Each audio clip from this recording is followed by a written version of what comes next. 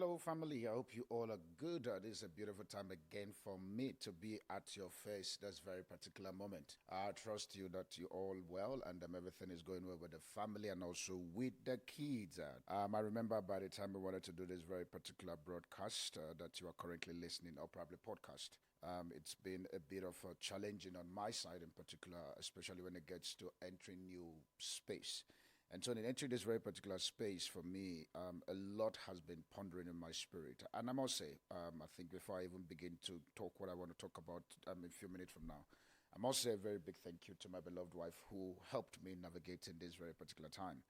I was at a particular space in my life where I've been there for quite some time. But for me to be able to shift into this very particular shift that you're currently listening to, or probably this season of my life, she played a major role, and that's one of the things there where, as we begin to look into the talk for today, you must understand that for you to be able to pull some certain narratives, ability to change some certain discourse, especially when it has to do with getting to the new space, there must be people that hold you accountable, and most especially, people that will help you in terms of moving from one step to another. So, my beautiful wife, I just want to say thank you if you're listening to this very particular podcast. She played a major role. Today I want to look at a particular discourse, a thought that I want us to be able to think of as we are on our way to do our various businesses. It's what I've titled Mindshift that creates reality. Mindshift that creates reality. I remember putting this very particular thought. A particular young man from all the way from Nigeria reached out to me, and he wanted us to do a particular podcast that has to do with how did I manage to change from being a barrack boy to what I am today. When I use the word barrack boy, for those of you who know me, I was born in the barrack. My dad is an ex-soldier now, and but I grew up most of my life in the barrack. I had a certain mindset about barrack life. And one of the things that is very, very predominant with the barrack culture is the fact that the culture, for strange reason, there is a system that is in that very particular barrack that produces its kinds of people. So which means, for instance, because of the culture and how things have been phrased in that very particular barracks where I grew up, I think to be precise, I was born in Kaduna Barrack.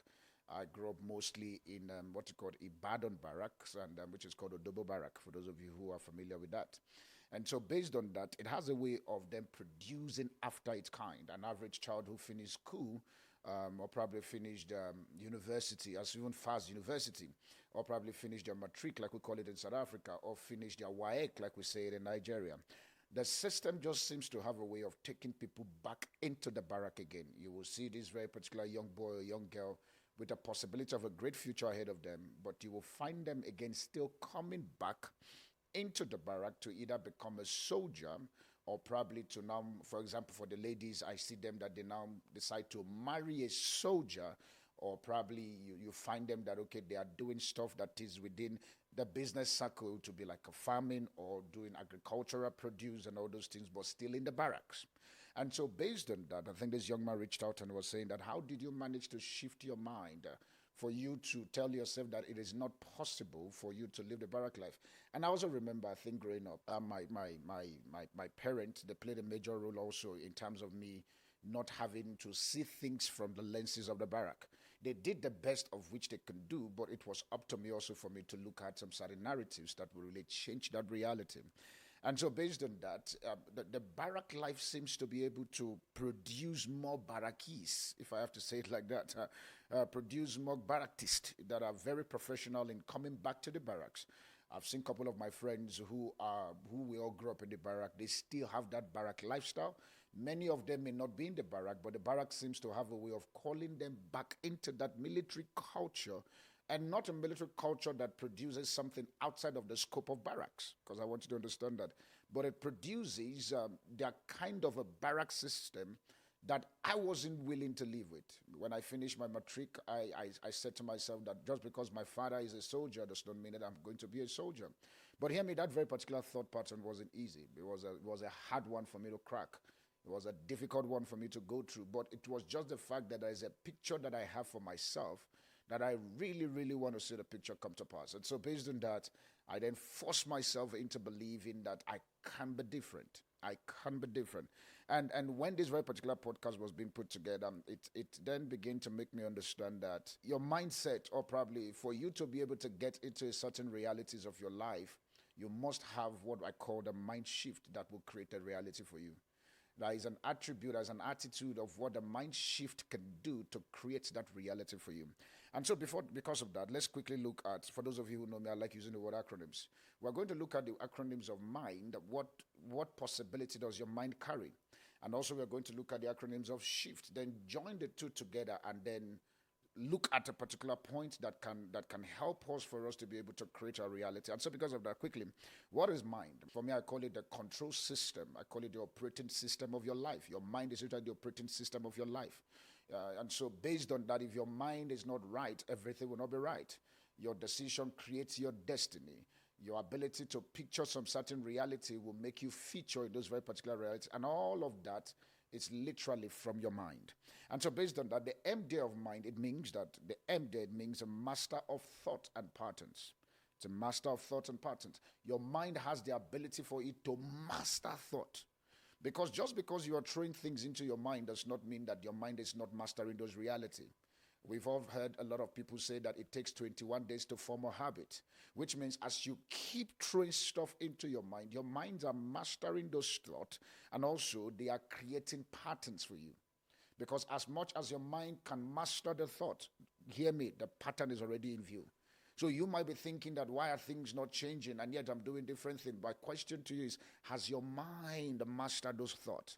Because if your mind can master those thoughts and you begin to download or drop some certain patterns into your mind begin to create the reality you want to see.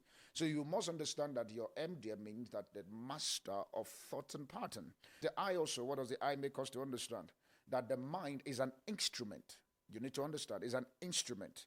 It's an instrument for indoctrination. It can indoctrinate you into some certain belief.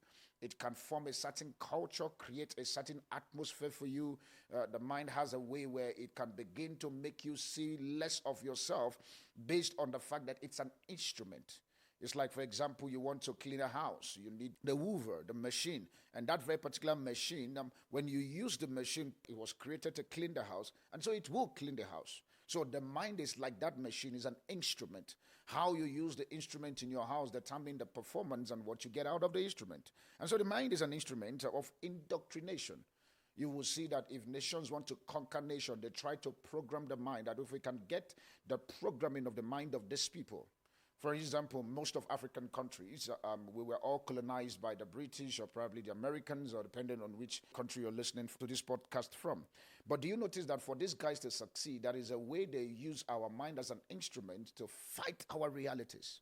They use our mind. For example, they came up with especially, I've forgotten the name of this man now, but he came up with a system that let's go there, influence their culture, bring some certain reality that makes them feel as if everything they can get must come from God alone, and it has nothing to do with their own part. And so they use the Bible as an instrument, as a culture manipulative strategy to be able to hold us in our mind. For example, South Africa, where I am currently now, a lot of people, you hear people tell you point blank that we don't believe in Christianity because it was a tools used by these guys. So it's a manipulative tools. But you need to understand that it was a tools that they have in their hand to frame the culture, to use it as an instrument to get to your mind. And so if you understand that the mind is an instrument, you'll be careful how you use that very particular tools to do whatever you want to do. Number 3, what else again must you understand about your mind? Is the fact that the mind, it has no alliance to anything. Oh, yes. That one for me, it's quite interesting. The mind has no alliance to anything. It doesn't have that, okay, I'm what's it called? My political party is XYZ, I'm not ABC. The mind is open to everything and anything. So now you have to be the one to be able to force your mind, for your mind to stay at a particular place. For instance, have you noticed that when you're trying to use your gadget, especially these technologies that we have currently, the moment you're trying to do something, things keep popping out. And guess what? As much as those things keep popping out as a notification, your mind also wants to capture what that thing is. And if that thing looks interesting, pop, it goes there. But yet you are doing something serious. But you are the one who is going to tell your mind that because I know that you don't have no alliance or no allegiance to anybody, I would have to make sure that you are your ability for you to be loyal to me and to the place I'm going to. This is my responsibility. So your mind has no alliance. It has no allegiance to anybody. Just because it's your mind does not mean that it's even for you. Because it's your mind doesn't mean that it's for you. It will also do things that it wants to do by himself. And so you must be able to control your mind. And also what again is your mind? The D is the fact that the D there is a determining factor. Your mind determines your reality. If the decisions you keep putting in your mind will determine the kind of reality you will live. So you must understand that number one, your mind is the master of thought and pattern. Number two, the mind is an instrument for indoctrination. Number three, the mind has no alliance. I think I just feel like just saying something there on that part. No alliance. It is not going to be, just because it's your mind doesn't mean that it's going to be for you. No. You can actually be living your life for somebody because why? Your mind is not, just because it's yours doesn't mean that it owes you anything. But you have to be the one to make your mind work for you. And also number four, your mind is a determinant. It's a determinant. It determines your reality. And so you have to understand that this reality of your mind, they shift you. They shift you. And so based on that, now let's look at also what you call the shift part, the acronyms of the shift, and I'll join it in a few minutes and I'll be out of your face. The acronyms of shift. The S there means if you really want to experience shift in your life, if you really want to experience shift in your life. And I'm saying this because at this moment doing this podcast, I'm at a particular space in my life now where it's not comfortable space. It's not a space that many will agree with, but at this very particular level, I'm trying to be humble enough to say I don't care. It's not a space where people would talk, but it's okay. That's why they have mouth. I like saying, I say just because people are talking doesn't mean that you have to listen to them. And for you to be able to master the act of keeping quiet, it shows that you are strong. It's not that you're weak. The ability for you to keep quiet when people are talking, it shows strength. It shows strength. And so because of that, because of the shift that is happening in my space, I need to understand that number one, which is the S of the shift, it's going to cause separation. It must force you to separate. You will separate from the past into your future. You will separate from fear into faith. Separate from the place of I don't have enough to what I have is enough. Oh yes, you have to be able to understand that I don't have enough to what I have is enough. It must also be able to separate you from friends that are not needed for the shift that you are looking for. Many of us want to get to the place of our destiny with every bags and everything that we need. That's why, for example, I like the airport. I like the airport. I'm using this example of airport because it's quite interesting. I like the airport in the sense that the airport will tell you that you only have 25 kg for you to carry. Now, because your bag, you decide to pack everything in your house and you get to the airport, yes, you may pay more for the extra that you want to carry, but from the structure of what they've put, if you don't have the money for more, you have to force yourself to that 25 kg. There are many of us, we have to force ourselves to the limit of what that 25 kg can. And so because this is what happened, when you force yourself with the airport system I'm using now, when you force yourself to the 25 kg of the airport, this is what then happened. You put what is important. Literally, you put what is important. Many of us are not putting what is important in our bags. And so when we get to the destination, we then get too distracted. Because why? We pay for everything that is not needed to appear in our destiny. And this is the biggest problem many of us are facing. We've paid for stuff that are not needed in the destination that we are going to. Because the airport says 25 kg is free. You don't need to pay for it. But if you want to get to that destination, you want to carry all of this that is not needed, you're going to pay for it. The question I want to ask you, how many of you are currently paying for what you don't need where you are right now? You've paid for that luggage. Now you are sitting at the destination or you're on your pathway to the destination and you are feeling that all this baggage I'm carrying, it's slowing me down. I did not separate from the past and now it's now affecting my emotions. You must understand that the S there, it will cause a separation to happen. Then also when we look at the H, what does the H also mean then? The H also means that you have to be honest with your reality. It's what I call the honest reality. It's a honest check. Where I am currently, is it good enough? Do I like what I'm currently doing? The result and pulling, is it good for me? So if you want to shift, you must be able to do that honest reality. Check your reality. look at the beginning and the end. The life I've lived for the past 36 years, is it the same thing that I'm currently living? The life I'm living for the past 40 years, for the past 65 years. The owner of KFC, I think he also understands that if I have to shift, I have to be real with myself that at 65 years I can still create something better of my life. He has a honest reality. Many of us are lying to ourselves about the reality we're living in. We are really lying, telling ourselves that everything is good, but you know that it is not good. You know that you are struggling. You know that by the time the light is off, only you face the pain. Instagram has succeeded in helping us to filter, to add some colors that are not needed. But by the time we see you in the dark, we get shocked and wonder, are you the person that you post like that on social media? You need to be honest with your reality. Oh, yes, the shift that we are currently experiencing with my wife and I, most especially me on my own part, is the fact that I have to be honest. I remember, based on the fact that I run a religious organization, and so I have to be honest with some certain realities that are not producing result after meeting one of the mentors who was talking to me and my wife on a particular day. And we had to look at it and say, truly, this very particular thing is not producing result. It's a honest reality. If you have to shift, you must look at things honestly.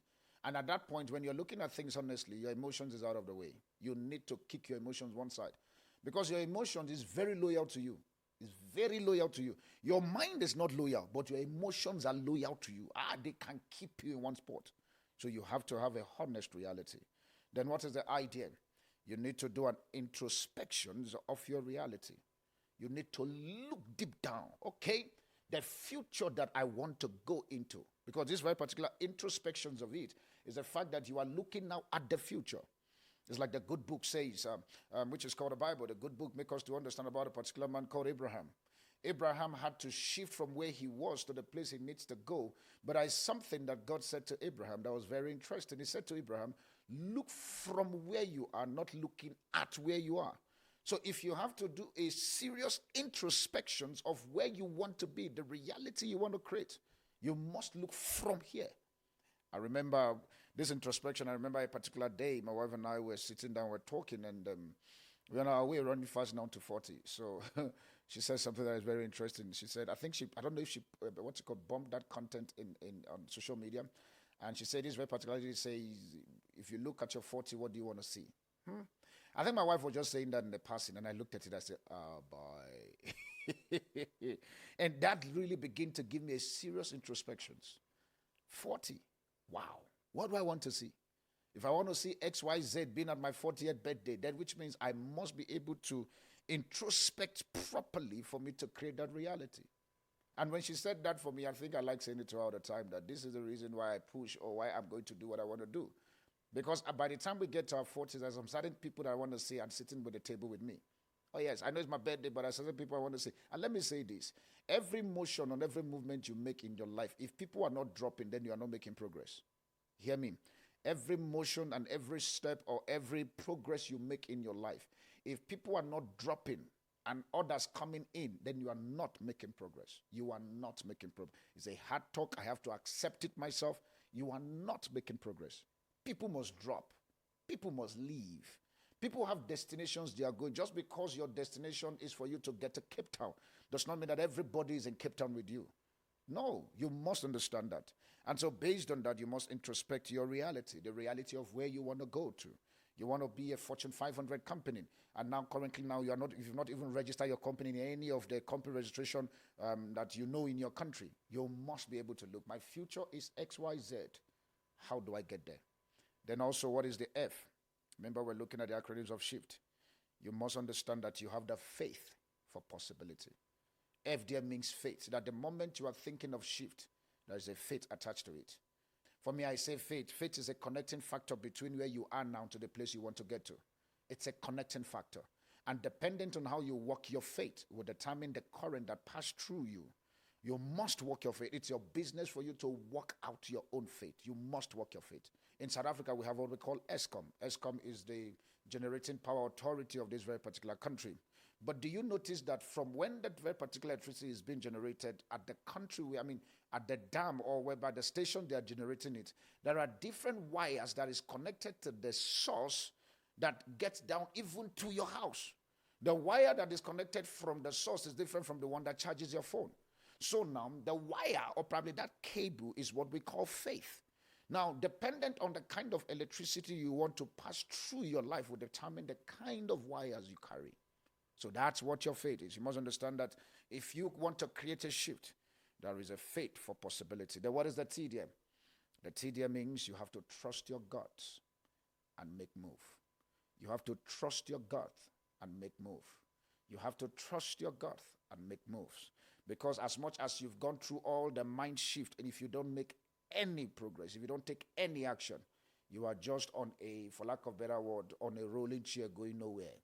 You are just enjoying that very particular swings and you are liking it. You have to make moves. I remember part of the making moves for the things that my wife and I would do, we have to be very honest. There are some certain lifestyle we may not live anymore, and because of the move, and we have to be deliberate in seeing that that thing that we want to see, we take actions about it and stop talking about it. The moment that very particular idea gets to you, it's possible for you to do it. And let me say this to help somebody on these very particular conversations that we're having, that if that thought can come to you, it's because that thought believed that you have the possibility to make it work. That's why that thought came to you. Because, see, this universe will not just allow things to just come to your way like that, no. There must be a certain program and a reality in your mind that guarantees that thought, or probably that enforces that thought to be part of you. If you can think that you can own a Fortune 500 company, which means the reality is there. But now you need to make the shift to create for that reality. And so for the shift to happen, your mind needs to align with the shift that you wanted. For the shift to happen, your mind needs to align. That's why it's called mind shift. Your mind must shift. The ability for you to know that your mind is a master control system. The ability for you to know that it's an instrument of indoctrination. The ability for you to know that it has no alliance to anything. Your ability for you to understand that it's also a determinant factor. And based on that, since you know that this is what your mind contains, you must be able to say, okay, I'm going to separate. I'm also going to be honest with my reality. I'm going to make a serious introspections about everything and all things that matters to me, the future I want to see. And also the faith that guarantees the possibility. I must be able to work out those faith. And as if that is not enough, I must trust my God that I can be able to pull this off. With that being said, what understanding do you need to have quickly as I begin to bring my thought to a close? The understanding that you must have if you have to shift your mind. Number one, you must constantly evolve. Things are changing in a rapid way. 10 years back, before now, we have no knowledge of what Netflix is. 20 years back or 30 years back, before now, we have no knowledge of what Facebook is. So things are changing. If you think that things are waiting for you, then my dear, let me help you and let me shock you are not that important. Things are changing fast. Every second, a new discovery has been made. My question is the fact that that discovery, is it part of you or you are still where you are? You must understand that things are evolving. Things are not the way you think. Number two, nobody will be there when change is occurring in your life. Nobody will be there. You have to be the one to force that change. Nobody will be there. People may not be there to see the change with you, but you have to be the one to force the change. You have to tell yourself that if this has to be done, then it is up to me. Number three, for you to be able to understand that your reality is possible, you must change your circle of influence if you want to see the shift. You must change your circle of influence if you want to see the shift. Who are the people that are influencing you? A popular saying that the 5 people that have your ears will shape your reality. There's a popular saying also that says your network determines your net worth. So the people you hang around with determines where you are going.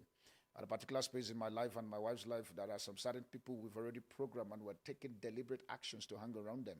And already based on that very particular reality, it's beginning to shape how we see things. Number 4, you must expose yourself to systems that insist on your change. Expose yourself to systems that insist on your change. What are the systems that insist that I must change? Some of the system, number 1, for some of you may be ability for you to get a mentor. Somebody who can mentor you. Somebody who can coach you. We all know too well that every great athlete you see, there's a coach behind them. Get a mentor, get a coach. You may not be able to get a mentor or a coach now because you don't have the money to pay them, which is okay. But there are free materials that are available there, which is called ability for you to be readable. You must have a spirit to read. And I think one of the things I've also come to understand, not everybody has a grace to read. Yeah. But there are a lot of people whereby they have a grace for them to watch content that are productive and content that builds them. and platforms like YouTube have created a lot of different kinds of content. But nonetheless, there are good content that are in YouTube that you can then use as your own accountability structure to see that your life. So you must get a mentor and also be accountable to somebody that this is what I want to see. This is how I want to see it. For instance, with what I want to do, one person that is my strong accountability is my wife.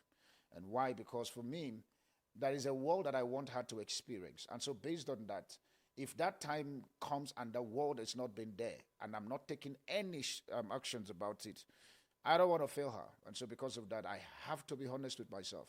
Because every day I wake up, I see her. And so because of that, I tell myself, dude, you got to get a black ass up and get things going. So which means you must expose yourself to certain system that insist change in your life. And finally, the change that you want is possible and it is within your reach. If only you will put all that is needed, which means it's going to cost you sacrifice. The change that you want is possible. Hear me, it is possible. It is possible. I know this may sound as if it's a heavy talk on the first podcast on TAAC Africa, but it's okay. It's one of those things that if I want to see the Africa that I want, I must be willing for me to put everything that is needed for me to see that very particular thing becoming a reality. I must be able to know that it will cost me the ability for me to find myself in a sleepless night. I think it was a popular saying that comes from Gerrit Witzman. He says sometimes you have to create what you want to be a part of. And in creating what you want to be a part of, your mind must shift. I don't know about you, but have you heard about this very particular platform that we're trying to create? It's currently now up and running. Its name is called TAAC Africa. And so I want to encourage you, go follow us on TAAC Africa, which is TAAC Africa on Facebook, TAAC Africa on Instagram, TAAC Africa on Twitter, LinkedIn.